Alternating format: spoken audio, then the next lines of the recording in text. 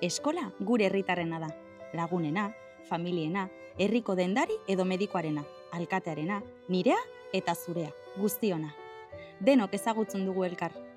Eskola bizirik dagoen bitartean, herriak eta auzoak ere bizirik jarraituko dute. Herri eta auzoko frontoia, plaza, parkea, basoa, baratzak, gure ikasgelak dira, gure toki kuttunak. Maik 6 urte ditu, Katherinek 5, Alejandrok 4 eta Ikerrek 7.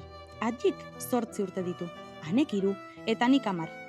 Guztiok elkarrekin egoten gara askotan, jakingo bazenute zenbat ikasten dugun elkarrekin. Geletan material mordoa dugu liburu ez gain.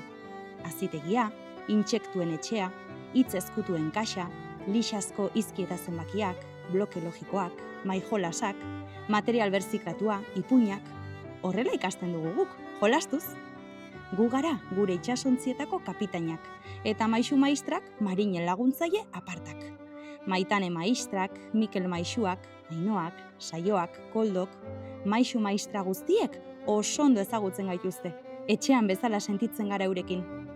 Arrantzale sare handi bat osatzen dugu, Arabako, Bizkaiko eta Gipuzkoako eskoletako kapitain eta marinelekin.